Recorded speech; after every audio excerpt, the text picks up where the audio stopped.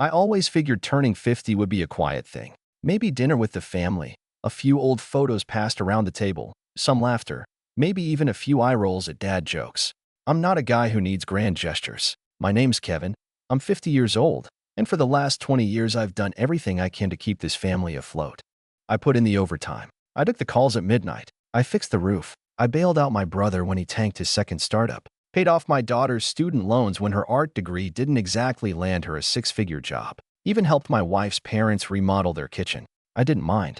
I really didn't. You do it because that's what you do when you're the dependable one, when you're the rock. Or, at least, that's what I told myself. So when my wife, Lisa, told me not to make plans for my birthday weekend, I was a little touched. "We've got it covered," she said, kissing my cheek like everything was normal. "Just show up and wear something that's not a work shirt." I smiled, surprised, even a bit excited. I hadn't had a real celebration in years. Most birthdays were a quiet dinner at home, me cooking steaks and everyone too tired or distracted to even finish dessert. But this time, it seemed like they were finally doing something for me. Saturday came. I pulled up to my brother Tom's house and noticed all the cars in the driveway, more than usual. Balloons on the porch, a rented tent in the backyard, the whole 9 yards. I stepped inside, and everyone yelled, "Surprise." I blinked, overwhelmed for a second. Maybe I had misjudged them. Maybe they did care. Maybe all the sacrifices, the bills, the nights fixing broken heaters and covering missed payments, maybe they noticed. But then I saw the cake. It was bright blue, cheap grocery store frosting, and in red piped letters it said, "Congrats on peaking in 1998. I froze. Laughed a little, unsure if it was meant to be a joke or if it was supposed to sting. Then my brother raised a glass and bellowed, to the family disappointment. Everyone erupted in laughter. My daughter Megan actually doubled over. My son didn't even look up from his phone, just smirked. I stood there, smiling like a trained seal. I didn't know what to say. My heart was pounding, but my face was frozen. I nodded, pretended it was funny. Played along. Because that's what I've always done. I cracked a few jokes, let them slap my back like I was in on it. Then Lisa handed me a paper crown, a dollar store thing that said birthday legend. But someone had crossed it out and written burden in Sharpie. I wore it. I grilled the steaks. Yes, me, on my birthday. I poured drinks. Took the group photos. Smiled while my wife clung to her wine glass and laughed a little too loudly with Tom's new girlfriend. I caught my daughter whispering something to her cousin. They both looked at me and snickered. Megan used to cling to my leg when she was a toddler, begged me not to leave for work. Now she barely made eye contact unless she needed help paying her car insurance. As the sun dipped and the fairy lights came on, I sat by the fire pit alone. They were inside, dancing or laughing or both. I heard the music, some pop song that made my head throb. I stared at the flames and tried to convince myself it wasn't that bad. Just jokes. Family humor, right? But something cracked in me that night. It wasn't one moment. It was every little one. Every harmless jab, every whisper, every fake smile. I remember the time my brother needed 10 grand for 2 weeks, tops, and never brought it up again. I remembered when Lisa crashed the car and made me lie to the insurance company because she didn't want the points. I remembered Megan telling her friend on speakerphone, "My dad's just boring. Like, I love him, but he's there."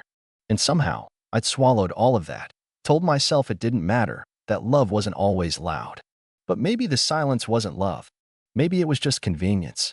I cleaned up after the party, bagged the trash, wiped the grill down. I found a card on the table and signed that said "Better luck next year," taped to a gas station lottery ticket. I chuckled. It wasn't even scratched. When we got home, Lisa immediately went upstairs to check her messages. I sat on the couch for a long time, staring at nothing. Then I pulled out my laptop and opened the joint savings account. The one with all the emergency money. The one I had poured bonuses and overtime into while they bought concert tickets, dog spas, and matching family vacations I wasn't invited to because you wouldn't enjoy it anyway, Dad. I stared at the balance, $143,712. I knew every dollar of it. I knew what I gave up to build it. And I transferred all of it. Not to another account. Not to anything traceable. I moved it into a private holding I'd set up years ago, just in case, fund I never touched. I left just enough in the joint account to keep the utilities auto-paying for a couple weeks. Then I shut down my phone, booked a hotel an hour away, left a note on the kitchen counter, going out for a while. Don't wait up. I wasn't even out of the neighborhood when the first withdrawal notification lit up my backup number. Then another. They were trying to use the account, Megan's Spotify subscription, Lisa's Instacart, Tom's phone plan, all tied to the family fund. One after the other, they failed. Declined. Declined. Declined. But I kept driving. By morning, I had 12 missed calls and 4 voicemails, all from Lisa. The first one started sweet, in that tone she always used when she wanted something. "Hey, babe, I think something weird's going on with the account. Can you check it? It says my card got declined at the grocery store." Her voice tightened at the end like she was trying not to sound annoyed. The second voicemail came 3 hours later. "Kevin, this isn't funny. I tried paying the electric bill and it bounced. What is going on? Call me." The third had no sweetness left in it. "You're being insane, Kevin. I don't know what midlife crisis you're having, but you better come home and fix this before we all get shut off." I didn't even listen to the fourth one. I was already sipping coffee in the small hotel lounge, watching the lobby TV play some local morning news. It was quiet, peaceful, no one yelling, no one asking for anything, no passive-aggressive jabs, no one assuming I'd pick up the check, drive the car, fix the sink, book the appointments, pay the bills, or smile through it all like it didn't eat me alive. By the third day, I knew they were spiraling. Megan posted one of those cryptic Instagram stories, a black screen with white text that said, "People always show their true colors eventually. Even your own dad." Her cousin commented a crying emoji. Another comment said, "Y'all okay?" She didn't respond. Tom called me 15 times that afternoon. No voicemail, just calls. I didn't pick up. He finally texted, "Look, man, I know we mess around a lot, but this is serious. I need to talk to you." Then a second message, "Please." The same guy who once told me, "You're lucky you have money. I'd be a millionaire too if I didn't have a soul-sucking job like yours." On the fourth day, I got a message from my sister-in-law, "You're scaring your daughter. Just come home and talk it out." Talk it out. Like it was some little misunderstanding. Like they didn't humiliate me in front of 20 people on the one day that was supposed to matter to me. Like I hadn't been their punching bag, their walking ATM, their live-in handyman, marriage counselor, and emotional garbage disposal for 20 years. They didn't want to talk. They wanted me to fix it. By the end of the week, the family group chat, which I was conveniently accidentally removed from months ago, exploded. Megan added me back just to send a message that said, "I don't know where you went, but this is beyond messed up. You ruined our lives because of a joke? Grow up." That one hit different. Because Megan, she used to sit in my lap every Saturday morning, watching cartoons and stealing my cereal. She used to slip notes under my office door when I worked late that said, "I love you, Daddy." She used to hold my hand and say I was the only one who understood her. But somewhere between the braces and the phone bills and the concert tickets, she stopped seeing me as her dad. I became the utility, the funding, the plan B. And now that the faucet wasn't running, they were panicking. Lisa finally cracked by day 10. She showed up at my old office. I'd already taken a leave of absence and left a message with the receptionist. "Please, we need to talk. Kevin, this isn't like you." But it was. It just wasn't like the version of me she liked, the one that bent over backwards and swallowed his dignity for the sake of keeping peace in a house that only loved him when he was useful. On day 12, I checked Facebook just to see if the storm had quieted. That's when I saw it. Megan had posted a photo, a blurry shot of us from 5 years ago at her graduation, my arm around her while she held her diploma. The caption read, "If anyone knows where my dad is, please tell him we're sorry. We just want him home." There were over 300 comments, half from people saying things like, "Dads don't just disappear without a reason." Others from her friends saying, "I hope he's okay," and praying for you. And a few, buried in the replies, saying exactly what I knew would come eventually.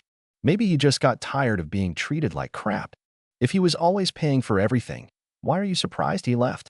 Sounds like he finally chose peace. That post was the first real sign of remorse. Not a lot, not enough to trust yet, but it was the first crack in their perfect little bubble of denial. But I wasn't ready to go back. Not yet. Not until they understood what it meant to lose me. Not until they felt the full weight of what I'd carried for years. Because the thing is, when you're the guy everyone leans on, no one ever thinks you'll walk away. They think you're a statue, immovable, dependable, and always in the background. They think you don't have a breaking point. But statues crack too. And when they do, the whole temple comes down with them. Day 13 started quiet. I sat on a bench by a lake just outside the city. It was early, Sunlight barely touched the water, and the only sounds were birds and the soft hum of the breeze. I watched an older man casting a fishing line, alone, relaxed. I wondered if he had a family waiting for him or if he, like me, had finally realized solitude didn't have to mean loneliness. That morning, I checked the savings account again. Still untouched. Still mine. The phone I'd been using, a burner, registered under an old business LLC I'd kept alive for tax reasons, pinged with a notification. An email this time from Tom. Kev, I don't know what to say anymore. I know we crossed a line. I know I did. That toast wasn't just a joke, and you're not just the family disappointment. You're the reason we've all had it as good as we have. I see that now. Please come home. Let's fix this. I read it twice. He'd never said anything like that before. Not even after all the times I bailed him out. Not after the time I caught him cheating on his wife and told no one. Not even when I covered the 10 grand he owed in back taxes that he conveniently forgot to mention to the family. But now? Now he saw it? It was tempting to respond, to believe he meant it. But then I remembered the way he'd thrown his head back and laughed during that toast. The way my wife had leaned into his shoulder like they were sharing an inside joke. The way not a single person stopped him or said, "Hey, maybe don't humiliate Kevin on his birthday." They only regretted it because they lost access to the account. That night, I drove back toward the neighborhood, but not home. I parked a street away from my house, just far enough to stay out of view. The porch light was off. The driveway had an unfamiliar car in it, Megan's friend maybe, probably trying to cheer her up. The blinds were open slightly. I could make out Lisa pacing the kitchen, phone in hand, occasionally stopping to lean on the counter like the weight of the day was crushing her. She looked tired. Really tired. I didn't feel guilty. Just sad. Not for her. For me. For all the birthdays I skipped for work. For all the late nights fixing everyone's mess. For all the things I missed because I believed being there for them mattered. I drove away again. I didn't sleep that night. I just stared at the ceiling of my hotel room, thinking about everything. About the 25 years Lisa and I had been married. About how, for the last 5, we barely even looked at each other over dinner. About how she'd once called me her safe place, but now she only seemed to call me when something was broken. I thought about Megan's post, about her caption, about whether it was real or just pressure, whether it was love or loss of convenience. On day 15, I got a call from an unknown number. I picked up, not thinking. Dad? I froze. Megan. Dad, please don't hang up. Please. I stayed quiet. Her voice cracked. I didn't know we hurt you that much. I thought. I don't know what I thought. That you were just quiet. That you didn't care if we joked like that. But I saw the pictures again. From your party. I looked at your face and you weren't smiling. Not really. I let her talk. I'm sorry. I'm so sorry. And I know it's not enough. But I need to say it. I don't care about the money or the house or school. None of it matters if you're gone. Please, Dad. Please just come back. There was a long silence between us. And then she said the one thing I didn't expect. I don't think I ever told you this, but every time something bad happened growing up, I always waited for your voice. You never yelled. You just fixed things. You were the only one who made it all feel okay. My throat tightened. I hadn't cried since my dad passed away 15 years ago. But in that moment, I almost did. Almost. But instead, I asked quietly, why didn't you speak up at the party? She didn't answer right away. I was scared, she said finally. Not of them. Just scared that if I said something, you'd realize how little I did for you. And maybe you'd stop loving me. I closed my eyes. This wasn't the ending I expected. But maybe it wasn't the ending yet. I told her I needed time. That I wasn't ready to come back. That I wasn't even sure if I would. She said she understood. That she'd wait. That if I never did, she'd still be sorry. I hung up the call and sat in silence again. And then, slowly, I opened my laptop and logged into the other accounts. Not the savings. Not the credit lines. The backup files. The ones they didn't know about. Photos. Messages. Recordings. Evidence. Because the thing is, while they were laughing at the man they thought had peaked in 1998, I had been quietly preparing for the day I'd no longer be their safety net. And what I found in those files. Let's just say my wife and my brother had more in common than just bad taste and party humor. I didn't open the folder right away. After Megan's call, something in me softened, but only slightly. A part of me, the part that still remembered bedtime stories and school pickups and scraped knees, wanted to believe that love was still buried somewhere beneath the mess. But another part, the quieter and colder one, had grown too used to the silence. Too used to watching what I built get laughed at and torn apart by the very people I'd built it for. The folder was labeled simply, contingency. It started as a joke years ago, my own private space in the cloud, created after I covered up a company crisis for Tom, and he called me paranoid for asking him to sign a simple NDA. That day, I realized something. Being the dependable one meant I never had leverage. If I ever needed to protect myself, I'd need proof. So I saved things. Receipts, screenshots, backups of emails, photos, recordings of arguments I didn't start but was always blamed for. I didn't think I'd ever use them. But now, I opened the folder. The first thing that caught my eye was a bank statement from 3 years ago. A $6,000 charge to a luxury hotel in the Bahamas. I remembered that month. Lisa had told me her mother had a medical emergency and she was flying to Florida to help. I stayed home with Megan, working double shifts, paying bills. Turns out, Lisa wasn't in Florida. She was in the Bahamas. And she wasn't alone. There were photos, she'd saved them on our shared cloud without realizing the device sync still pulled her iPhone uploads into my backup folder. Her and Tom, poolside. Matching drinks. One selfie of them under a towel, her hand on his chest. And the worst part? The timestamp matched the exact weekend she texted me. I miss you. It's so hard here. I felt numb. I'd suspected something once, years ago. Late-night texts. Inside jokes between them I didn't understand. But I pushed the thought down, told myself I was overthinking it. Because the alternative meant everything I sacrificed was a lie. There was more. A folder marked Mortgage Refi Docs 2022. Inside was a digital application Lisa submitted, using forged e-signatures under my name for a second mortgage on our house. I hadn't known we were short on money. I hadn't known the house I paid for, maintained, and built a life inside of was used as collateral for Tom's latest business venture. And it failed. That's why the savings were drained so quickly. That's why the pressure on me to just float things for a little while had suddenly ramped up last year. That's why Lisa started pushing me to dip into the retirement fund. It was all to patch over a betrayal I was never supposed to know about. But now I did. The rage didn't come all at once. It crept up, like a slow fog settling over a field. I sat with it. Let it fill every crack of me that had once been devoted to hope, to fixing, to forgiving. And once it settled in fully, I made a plan.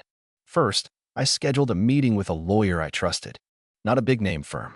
Just a sharp, quiet man named Elliot who once helped me untangle a client's ugly divorce. I gave him everything, the forged documents, the financial records, the photographic evidence. I told him the truth. I wanted out, but I wanted to do it smart. No explosions. No drama. Just finality. He called me the next day and said, "We can win this clean. But you'll need to stay cold. No mercy." I said, "That's the easy part." We filed the paperwork quietly. Divorce proceedings with the evidence attached. Fraud. Infidelity. Financial abuse. I had the stronger case by miles. And the house? Still in my name.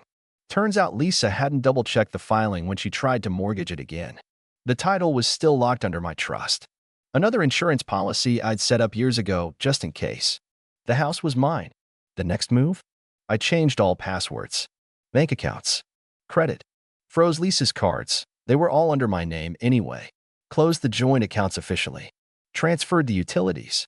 Stopped all automatic payments I was making on behalf of Megan, Tom, and even Lisa's parents. By the time they noticed, it was too late. The night before I returned home, I left one more digital note behind. I scheduled an email through a delayed sender service. Subject line: "Read this before you call." Inside was a link to a folder. It contained everything. Photos, statements, voice memos, screenshots of Lisa calling Meet the Human Wallet in a group chat with Tom and her sister. A document titled Exit Breakdown that detailed every payment I made over the past 5 years: mortgage, car loans, tuition, vacations I never went on. Every single cent. There was a second document too. A letter. "Lisa, you once told me I was your safe place. I believed you. I built my life around protecting yours.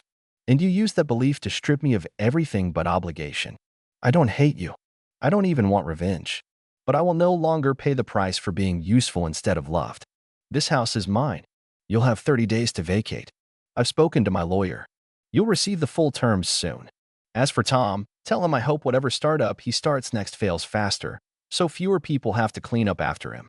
And Megan, I'm sorry you had to grow up in a house that taught you love is conditional on usefulness. Maybe this will help you see differently.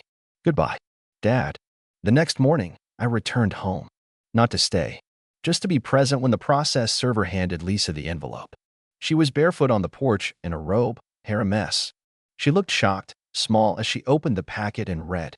Megan came outside minutes later, eyes red, holding her phone. You really did it, she said, barely above a whisper. I nodded. I warned you. With silence. She stepped closer. Dad, can we talk? Please. I'm done talking, I said. But you'll be okay. You always land on your feet. That's what Lisa always said about you. She flinched when I used her mother's first name. I turned, walked to my truck, and drove away without looking back. It's been 6 months. I live 2 states away now, in a small town where no one knows my name. I work part-time at a hardware store just to keep busy, drink coffee every morning by a window that overlooks the woods, and sleep deeper than I have in 20 years. Megan emails sometimes. She started therapy, she says. She wants to unlearn things. I haven't replied yet. I'm not ready. Tom filed for bankruptcy. Again, Lisa moved in with her sister. I heard through Elliot that she tried to fight the divorce settlement. She lost. The family group chat has been silent for months. As for me, I'm not angry anymore. I'm just free. And the funny part? They thought the cake was the insult, but the real insult was thinking I'd never leave.